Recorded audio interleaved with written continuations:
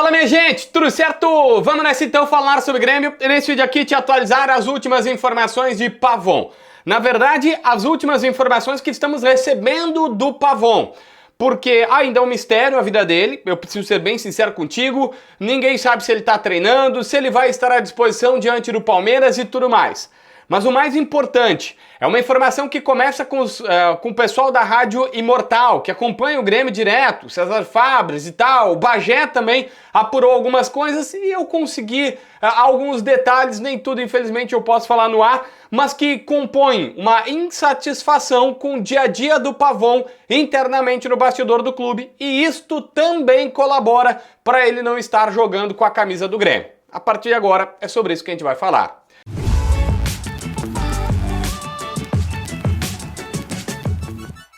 Bom, gente, todo mundo tá vendo que existe uma situação com o Pavon, ele não tá jogando. Tudo bem, ele teve a lesão e tal, mas é um cara que virou meio que um mistério.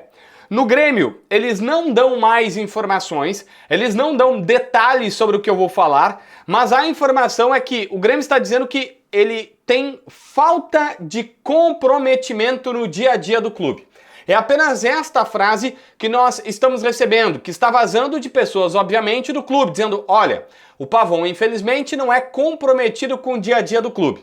Eu não tenho se o comprometimento seria, o cara é preguiçoso, estou usando aqui possibilidades, tá? Não que seja o caso do Pavon. É preguiçoso e não gosta de treinar, não vai na recuperação, agora há pouco ele lesionou e tal, o cara não participa, não vai na fisioterapia, tá nem aí, é descomprometido.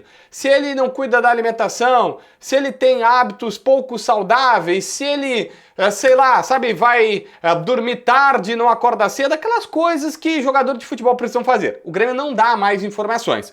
Então, infelizmente, não posso especular, mas eu insisto, o que está vazando do Grêmio é que existe uma crítica e um descontentamento por uma falta de comprometimento do jogador. Eu não tenho como dizer qual é o detalhe desta situação, mas é isso que nós recebemos. Eu tomei o cuidado de conversar com algumas pessoas em Belo Horizonte para saber como é que foi a vida dele lá. E a verdade é que o Pavon em BH nunca foi titular. Ele nunca foi um cara que assumiu a titularidade, pegou a camisa titular e para si e deu. Não, ele sempre teve mais na reserva do que como titular. Mas que ele começou bem lá e que naturalmente, me disseram exatamente assim, naturalmente ele foi caindo de desempenho. Que é algo muito parecido com o que aconteceu aqui no Grêmio. Eu sei que teve uma lesão no meio disso, uma lesão que ele ficou aí mais tempo parado, mas a real é que claramente estão vazando no Grêmio que ele está descompromissado, que ele está desmotivado desde que foi para a reserva. Eu não tenho informações de como foi a carreira dele no Boca Juniors, mas me parece que no Galo e no Grêmio as situações são iguais. Ele chega, tá empolgado, aquela história de vassoura nova, o cara tá bem, tá jogando, tá desempenhando e tá tudo bem. Quando ele passa, no caso do Galo, a não ser titular, no caso do Grêmio, a ser reserva, existe uma desmotivação natural e aí a crítica por falta de comprometimento. E eu repito, eu não sei se isso é chegar atrasado no treino, se é treinar pouco, se é não se dedicar na recuperação, não ter um comportamento condizente com o de atleta, que aí pode envolver desde a alimentação. Tem cara que treina normal, mas o cara come X, come só porcaria, aquelas coisas que nós já vimos de jogadores. Mas existe uma crítica clara e aberta ao Pavon, dizendo, olha, ele não está dedicado, ele não está fazendo tudo como um jogador de futebol deveria fazer. É o mesmo cenário que aconteceu lá em Belo Horizonte, tanto é que o Galo aceitou vender para o Grêmio, é óbvio que por uma proposta de 4 milhões de dólares. E aqui vai um negócio, no começo dessa temporada, o Grêmio foi lá e pagou 4 milhões de dólares para comprar o Pavon. Pagou junto ao Galo, comprou aí 80 e poucos por cento dele, 85%, se não me falha a memória, para ser mais correto com vocês. Na metade do ano, o Panathinaikos da Grécia andou especulando a possibilidade de contratá-lo e queria ter o interesse. O Grêmio prontamente deixou claro que não tinha interesse, que gostaria de ficar, que era um cara importante, que era um jogador, mesmo que o Renato nunca morreu de amores pelo Pavon, mas que era uma contratação, que tinha pago bastante, que apostava, o cara tem 28 anos só e tal, e tinha começado bem, e o Grêmio não tinha interesse em fazer o negócio. Agora, o que se ouve é que a história é diferente. Se porventura os gregos chegarem na janela de janeiro e botarem 4 milhões de euros do Panathinaikos, como estavam falando, qualquer outra equipe, o Grêmio faz negócio.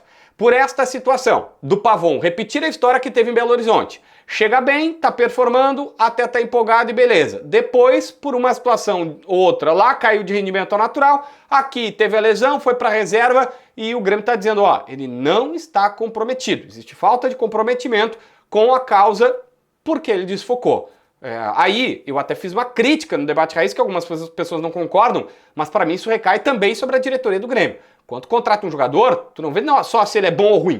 Tem que ver o histórico do cara, tem que ligar pra todo mundo, saber, e aí, como é que é esse cara? Não, ó, no dia a dia ele é bom, mas isso e aquilo, tu sabe pontos fortes e fracos e aí decide se vale a pena contratar ele ou não.